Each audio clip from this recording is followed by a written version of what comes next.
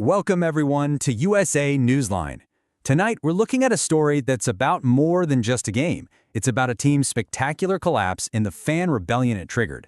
How does a team in first place, playing at home, fall apart so badly that fans are calling for the coach to be fired before the game is even over? Okay, let's dive into this, and if you enjoy our explainers, make sure to like, share, and subscribe to the channel. This was the scene on social media on December 11th. I mean, just look at this. The second the clock hit zero, this is what exploded online. No nuance, no long explanation, just three simple, direct, and absolutely furious words. And the anger wasn't just some vague frustration, It was personal. It was aimed squarely, and I mean squarely, at the Buccaneers head coach Todd Bowles. Fans weren't just upset about the loss. They were pointing the finger directly at the person they held responsible for the meltdown. And get this. It wasn't just the fans. Even former NFL players, guys who've been in the league for years and have seen it all, were just stunned by what they had just witnessed. They knew this wasn't just your average run-of-the-mill loss. This was something else entirely, a total collapse. So that's a huge reaction for just a single loss in the middle of the season, right? So what really happened here? To understand the anger, to really get why people were so furious, we have to understand the full story. Here's our roadmap for tonight. We'll start with that initial outrage, then we'll rewind to see exactly what was on the line. After that, we'll break down the unbelievable fourth-quarter collapse, look closer at the fan reaction, and finally, see what this all means for the team's future.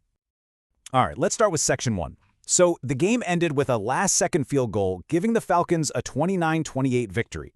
The moment that ball went through the uprights, the internet immediately just exploded. The complaints weren't just about losing. It was about how the team lost. Fans were pointing to this whole series of baffling decisions by the coaching staff all game long. Things like terrible clock management, weird penalty calls, and just inexcusable mistakes that basically gift-wrapped the win for the other team. So why was this one loss so incredibly painful? To get that, we have to go back to before kickoff to really understand the stakes. This was not just another Sunday. Now, what's really interesting here is where the Buccaneers were. They controlled their own destiny. They were sitting all alone in first place in their division, fighting for a spot in the playoffs. Everything was right there in front of them. And on paper, this was a game Tampa Bay was absolutely expected to win.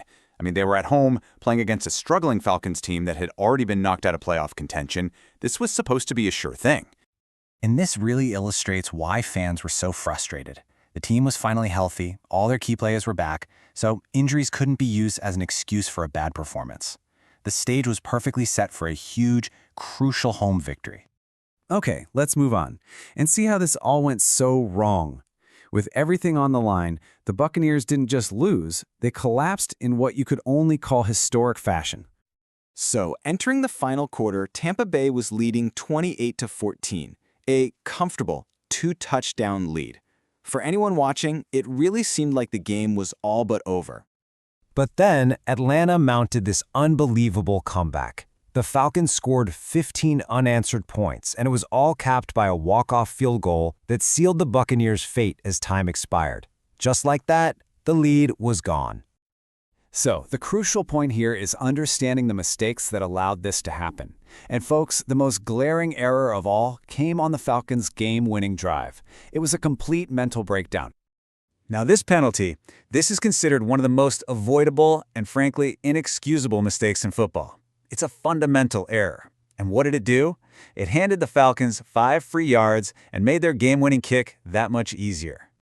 With the collapse complete, and the reason so clear, we can now go back to that fan outrage. And suddenly, it makes a whole lot more sense, doesn't it? This chart just shows how self-destructive the loss really was. The Falcons were penalized 19 times, a franchise record for them. They were giving the Buccaneers countless opportunities to win this game. And that's the question that just echoed across social media. It wasn't just that the Bucs lost. They lost to a team that seemed to be actively trying to lose, and that just amplified all the frustration with the coaching. The anger quickly went beyond simple complaints. Fans actually began organizing boycotts, demanding major changes, and trying to create real financial pressure on the team's owners to do something. So what did this shocking loss actually mean for the Buccaneers' season? What were the real-world consequences of a meltdown like this? Here are the standings right after the game. The Buccaneers fell from first place with a 7-7 record, and their playoff hopes, which were once so firmly in their grasp, were now in serious jeopardy. So the crucial point is this. The loss was a disaster. It wasn't just embarrassing, it was a devastating blow to their entire season. They went from being in the driver's seat to suddenly fighting for their playoff lives. And that leaves us with the big question. What do you think? In a league this competitive, can a team or its coach really survive a public and damaging collapse like this? Let us know your thoughts in the comments below. Thanks for watching USA Newsline.